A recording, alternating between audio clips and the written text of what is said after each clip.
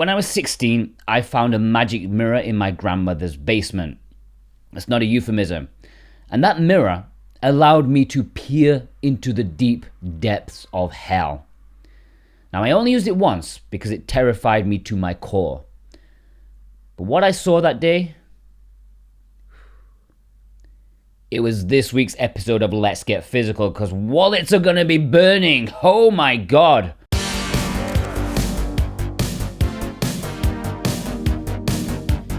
Digimon World Next Order is releasing this week, and in any normal week this would be a big hitter, but it's sadly getting overshadowed by a couple of other games, shall we say. Now, this isn't exactly a new game. I think it was a Vita game previously, but the more of those RPGs on the Switch, the better. This is an open world game that has over 200 Digimonsters to collect and Digivolve. Wow, I still remember the terminology. I don't know if this is one of the better ones out there, but in a world for people thirsting for more monster-raising games, I'm sure it will be a good one to add to your library. And our executive producer Cartoon Soren has chosen this as his pick of the week. And if you're in North America and you want to pick this up or any of the juicy retail games in this episode, please look in the description of this video and also the pinned comment. If you click those links and buy from Video Games Plus, you support us at the same time. Please remember they have free shipping over $80 Canadian, and standard shipping is pretty cheap to the US too, and they're just a really nice company who really helps support this series. Anyone who buys something with our links each week, they will be put in a draw to win a $10 discount code. And this week's winner is Matthew S. Congratulations. You will receive an email from VGP in the very near, not I was going to say distant, but no, the very near future, and you will get your $10 discount coupon thingy. And there's going to be a lot you might be wanting to spend your money on, because Genesis Noir looks to be releasing in North America this week with the standard and collector's edition. Sorry Europe, doesn't look like you're getting this. Imagine a standard point-and-click adventure game, and then imagine it made by a graduate of the University of Artsy Fartsiness. First class degree. This looks pretty ace. Pretentious, but very nice indeed. Style over substance. You're just playing for the visuals and philosophical faff. But you know, sometimes that's fine. Octopath Traveler 2 is a huge one this week, the sequel to one of the Switch's earliest and most intriguing JRPGs, also one of the best looking. I know a lot of people are excited about this one purely for the fact it looks to be tightening up the slightly less than stellar parts of the original, namely the story. I think we're all hoping this time that the story comes together in a much more meaningful way rather than just 8 short stories that didn't flow particularly well. We'll have to see, but the reviews so far seem very, very positive. I'm keeping my fingers crossed this is going to be an all-time classic. And our executive producers, Parsnip Coffee, They, Robotech, Precision Plague, Alexander Cato, Dane Wilkinson, Issa, Alex M, Ozgolo, and JCross7776, they've chosen this as their pick of the week. Kirby's Return to Dreamland Deluxe is a HD port of Kirby's Wii Adventure. Those urinals are really easy to get lost in. This is essentially the new Super Mario Bros. Version of Kirby, meaning it's best played with 4 people together. I saw on Wikipedia that this game took 11 years to release because the progress was scrapped 3 times over, which I find ludicrous. Have they played a Kirby game? They are all the same. Aside from a few gimmicks and tweaks between them, they are essentially the same thing. I find it really difficult to believe that they made half a Kirby game, then decided, you know what, I don't really see where this is going, and then scrapped it. And then did that 3 times before eventually making another Kirby game that's like all the others, except there's 4 players, which was done before, I'm pretty sure. But it does look absolutely lovely, and this remaster has a new art style, a few extra modes, and I will most certainly be getting this because my daughter loves Kirby. We completed Forgotten Land, and we've almost finished Kirby 64, which is an ace game by the way, and our executive producers, Instacritic and Jennifer M, have chosen this as their pick of the week. Ninja JaJaMaru, The Great Yokai Battle plus Hell Deluxe Edition is something I'm not particularly happy about, not because the name is ridiculously long, but because it's got in games and Strictly Limited's weird smell all over it. You may remember that this was put up for pre-order at Strictly Limited Games last year in a standard and collector's edition. Well, Here's the retail version of it, and this deluxe edition contains 2 less games. Honestly, it's almost embarrassing at this point. Strictly Limited have to resort to these just pointless tactics to try and stay relevant. Wonder Boy, Turrican, look, this is a bunch of old school platformers from the 8 and 16-bit era. Mildly popular in Japan, but never really made it westwards, maybe like 1 or 2 did. There's even a couple of RPGs, but those are the ones left off this package for reasons of insanity and desperation. SIGNALIS was one of my favorite games of last year. I was mildly disappointed it didn't feature in your top 15 games list, but I will forgive you, because maybe you were waiting to buy it physically. Well, it released in Japan already physically. I know many of you got your copy with its striking red artwork, but now it's time for the North American one with your black one. Europe will have to wait just a little bit longer.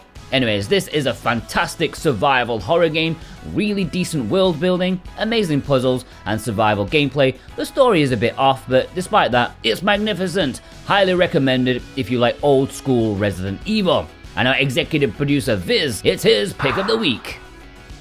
SpongeBob Krusty Cook-Off is a licensed mobile game available physically this week on the Switch, no doubt to take advantage of the hype of the recent Cosmic Shake, which actually looks good. This does not. It's a reskin of a game that's been made 1,000 times and will somehow be incredibly addictive and yet make you feel immeasurably depressed about your life and just how much you're bloody wasting it playing this game. Metroid Prime Remastered has been a long time coming, but damn, that 2-week wait was worth it. Yeah, this was a surprise release during the last Direct, and I've heard nothing but great things about it. It's a 10 out of 10 game made in a 10 out of 10 way, pulling out all the stops to make this a fresh, incredible experience now on the Switch. I have to admit, when I first saw the announcement, I had my head in my hands. It's not the trilogy. They're releasing them one by one. They've always got to sour it just a little bit. But considering the amount of work has been put into this remaster to make it a fantastic remaster, I think we can show them some mercy. Or at least Janice. She's always willing to be shown off. Mercy's a bit of a prude these days. And just a heads up, this release is for North America this week. Europe and Japan have to wait until next week. And I have to say, I think I like the Japanese box art more. Maybe that's just me, it just looks way cooler. If you want to import that version, check the links in the description. And our executive producers Punky Dooster and God of Resin have chosen this as their pick of the week. Chef Life, a restaurant simulator, is releasing in Europe this week. I think North America will have to wait until next week. This game's not even out yet, so I can't really speak for its quality, but expect some jank. And nobody is wearing a hairnet.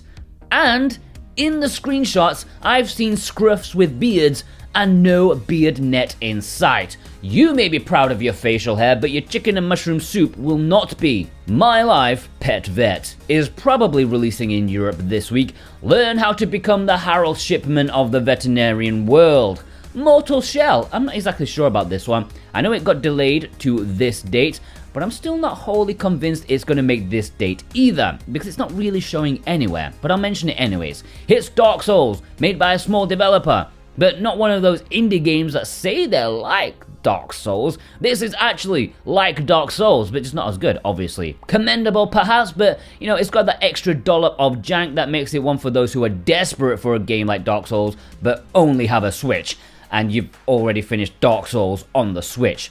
I also heard the Switch port is a little bit ropey at best, at least it was at launch. Clive N Wrench is releasing this week, at least in Europe. Maybe North America got pushed back to next week, but I'll talk about it now. This is a 3D platformer that's been a long time in the making, made by a very small team, mostly just one person, and this looks great. I've been following this for quite a while, so it's nice to see it finally come to fruition. It's inspired by the likes of Spyro and Jak and Daxter, and I wish I had time to review it, but after Symphonia and Theater Rhythm, you know, I need to have a little bit of break from the chaos. I also need to complete East 1 and 2, but yeah, I really hope this turns out well. Looks good, don't sleep on it. Alright, The Low Prince. Hell Pie is perhaps the worst video game name I've ever heard. It's a game that's about being as gratuitous as possible. Maybe it's a good game, I don't know. I think the humor would wear off on me quickly. Anyways, it's Super Rare's latest game, which is surprising. I don't know them personally, but I always got the feeling that they were a bit prudish. No reason, just a feeling. They didn't seem the type of people to publish a game where you swing around a used tampon. Now I know what they get up to at the office. Be there on Thursday. I know our executive producer Totally Grateful has chosen this as his pick of the week. The Pathless is up for pre-order right now at I Am 8-Bit with their exclusive cover art. This is also supposedly coming to retail, at least in Europe. I haven't seen a North American retail listing, but maybe that will happen. This is a game made by the same people as Abzu, and just like that, it's a game that's mostly about exploration, roaming around the environments in fluid motion. There's also a little bit of action in this one too with boss fights. I'm sure a lot of people will enjoy this. Shin-chan Summer Vacation is Limited Run's latest distribution effort. I know this was pretty much confirmed last year. They basically announced it without actually announcing it. They're like, please don't buy the digital release, you might want to wait a little bit. And yeah, by the way, this is not the full title because balls to saying all of that, but if you want to know more about it, you can check out the slightly outdated Japanese Gems video that we did, which was before the English was but a twinkle in the game's eye. It's an utterly charming and weird game that I kind of wish there was more of. I do wonder if there's going to be a European release. I think it was hinted at because Shin-chan is kind of popular in Spain. Well, every anime is popular in Spain. Anime is to the Spanish as tea is to the Brits. You can't inject it into your eyeballs fast enough. You can pre-order this in a standard or collector's edition on Tuesday, and our executive producers Brent McLean and Thorn Metal Lunar have chosen this as their pick of the week. Skelattack is their second game this week, going up for pre-order on the 24th. This is a random-ass game from Konami when they decided, hey, let's just publish this indie game that's only mildly alright. Konami are weird. But of course, Limited Run would lap this up just so they could probably secure a bigger title of theirs to do. After the arcade classic bombed hard, they probably need this one to do well. It's a bit mediocre, your classic 5-6 out of 10 platformer that values difficulty over good design. You can pre-order this in a standard edition and collector's edition on the 24th. Alright, let's jump into the imports. Play Asia. Yeah, if you want to import any of the games shown here, then please consider using the links in the description. That is the best way to support us, and I thank you from the bottom of my heart. If you click our link, you know, we earn a nice bit of cash. And if you do that, if you click our link, you can get 5% off with our code SWTV23. That's SWTV23. Just please click our link first. And my word, Japan and Asia, they're going nuts this week too. The Crimson Flower That Divides Lunar Coupling is releasing in Japan this week with English. I know a lot of Otome fans are excited about this one. It's hard for me to personally get excited about it, but I'm happy for all those who are thirsty fans. The next big Western Otome is coming in a couple of weeks, I think, so perhaps this will quench you for a short time. It's an older title, originally a PSP game, but this is the first time it's been in English and there is no Western physical. Space For The Unbound is a game I've mentioned quite a lot. It's already out in Japan, which I know many of you were disappointed the physical release sold out even before the release date. But fear not, the Asian release, which also has English, is coming this week, and it's cheaper. So yeah, this is a really wonderful adventure game. If you want to know more, check out my review. I really enjoyed it for many reasons, and now there's no excuse not to pick it up. Sea Horizon is being sent out by Play Asia this week. Yeah, this is one of their exclusives from East Asia Soft, and of course, I reviewed it for the channel. If you want to know more about it, go check that out. It's not really my type of game, but I still enjoyed it for what it tried to do. It's a roguelike RPG, exploration, class-based, and you know, arse-kicking. Yeah, it kicked my arse. But still, those who dedicate the time to figure it out, you know, its workings, will get a kick out of it. There is a standard edition as well as a collector's edition available at playasia.com. But please click our link. Ultimate Wonder Boy Collection is releasing in Japan, although calling it Ultimate is laughable because it's from in games, though they have to be truly weird about it. I'm not one to like call names, but I think weirdos is fair. This has more games than the Western retail release, but less than strictly limited games release. It has most of them, except they took all of the English ones out. They went to that extra effort. It's just pure desperation. Oh yeah, Strictly Limited's version is fine to have English and Japanese, but Japan is only worthy of Japanese. They won't know they're missing it, peasants. I'm sure it'll have shaved off at least like 40 megabytes from the cartridge. Well, that's important. So yeah, you can import these if you want to, but there's no English. And by the way, maybe this heads up is a bit too late, but Strictly Limited's version, i.e. the only respectable one, is sold out on their website, which sadly proves their weirdo tactics are working in some regards. But I digress. On Friday night, Video Games Plus did get some copies of it, which I have a feeling may also be sold out by the time this video goes out. But, you know, check the links below if you want to try your luck. Raiden 3 Cross Mikado MANIAX does have English and is releasing in Japan and Asia this week. Now this is coming to the West in the summertime. I think it's either June or July, one of those. And it's a remake of Raiden 3. Admittedly, look, I'm just bewildered by all this naming nonsense. Like Mikado, what are they talking about? Anyways, I'm sure shooter fans will lap it up. There is a standard edition and collector's edition, which does look rather nice. Ark Survival Evolved is releasing physically in Japan this week. Now, the West got this literally years ago, but the reason I'm even bothering to do more than a mention of its name is because that original release was horrendous. It's since had a revamp, it's patches, updates, DLC, all sorts of things that's now made it a Frankenstein's monster. The original cartridge is completely different to the game that it is now. And I really do wonder if this Japanese release has all the updates on the cartridge or not. I don't know, but it is a question. For those who are adamant about having the best version of their physical media, I definitely take a look into what version is on that Japanese release. And also in Japan, it's still not enough because it's a visual novel party time over there. None of these have English, sadly, and I ain't saying their names, but here they are on the screen. Have your fill of them. Alright, the community spotlight. Executive producer Alex M. I hope you had a good trip to the UK. He picked up some of these games over there, including Little Nightmares 1, which never saw a physical release in North America. Executive producer Cartoon Sorensen in this picture, getting a haul in from Limited Run Games. A lot of older titles in there. It must have been from their New Year's blowout where they somehow find mysterious stock of super rare games year after year. I don't know how they do that. Chris Hepburn picked up these games, getting in SIGNALIS a little bit early. Nice one. And Tales of Symphonia. Yeah, the port is a bit of a disappointment if you watch my review, but you can't deny it's still a great game. Alyssa sent in this photo showing off the two Labyrinth games side by side, the old one and the new one from last week. Executive producer Instacritic got in these games, including Cuddly Forest Friends. I hope you enjoy watching woodland animals rip each other's hearts out Mortal Kombat style. Executive producer JCross7776 sent in this photo showing off some Play Asia imports. Thanks so much for the support.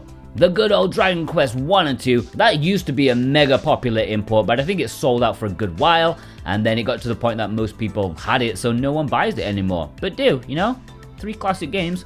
Manji sent in this thing, which they informed me is the Super Duper Wooper edition of Binding of Isaac Repentance Leviathan edition, or something. Good luck with that! Pab sent in this photo showing off a fairly recent limited run game, Io the Clown. It's a game I would like to try sometime. It looks mildly interesting, even though clowns are horrendous. Robin Hatherall sent in this photo picking up the lovely cover art of Baldo. I know the game still isn't exactly stellar, but damn, that is beautiful to look at. Executive producer Vei, our man in Japan, got his hands full with Amiibo alongside Theater Rhythm, which, if you saw my review, probably my favorite Switch game. Now, that review did especially horrendous. It was an awful embargo time, and only like 2,000 people watched it, which is unbelievable. It's such an amazing game and such a big release, and it sucks to see like even other smaller channels have more views than mine. I don't know why. It's quite disheartening. So yeah, do me a favor, go watch it if you haven't, or I think Square Enix probably won't send us review copies anymore. Vitsipon sent in this photo showing off a bunch of games, mostly visual novel otomes, and it just shows what a haven the Nintendo Switch is for the genre. Also, go play a Space for the Unbound. Let's have a quick roundup. We've got Chew It, Theo, Wankel Rotary Engine, Radio to Rancid, McLaren, Twig E, Mickey McFlynn, Needless Dragon. And that's it. Not too many people sent photos this week. Yeah, that's fine. But you can send me photos if you want at SoWhatAboutGame on Twitter, or like DM me. That's the best thing to do. Or you can email us switchwatchspotlight@gmail.com, and our Discord, the server link is below. You can send it in the submissions section there. Right, guys, I hope you enjoyed this episode of Let's Get Physical. It's been an absolute beast. Big up to our executive producers, Dane Wilkinson, God of Resin, Boombox Brett McLean, Santa Tartaruga, Alexander Kato, JCross7776, Punky Dooster, Cartoon Soren, Robotech, Z, Raven Knight, Thorn Metal Lunar, Parsnip Coffee Isa, Vey, Mental Traveler Grantsert, Viz, Jennifer M, Instacritic, Precision Play, Katacha, Ozgolo, Totally Grateful, and Alex M. Thank you for your support. Plus to you, yeah, you watching right now. If you watched all the way through, oh wow, what a legend you are. If you did watch all the way through, please leave me a needle emoji in the comments in honor of my life, pet vet, and all those puppies that are going to be put to sleep. Please go check out some of our other stuff. Last week I had 2 reviews. I had, what did I have? Tales of Symphonia. That review did okay-ish. Theater Rhythm. Oh god, please go watch that. Please, okay? I was very sad when anyway. And of course we had Juan did a video. He did the best upcoming games, I think, something like that. So go check them out, okay? Yes, goodbye.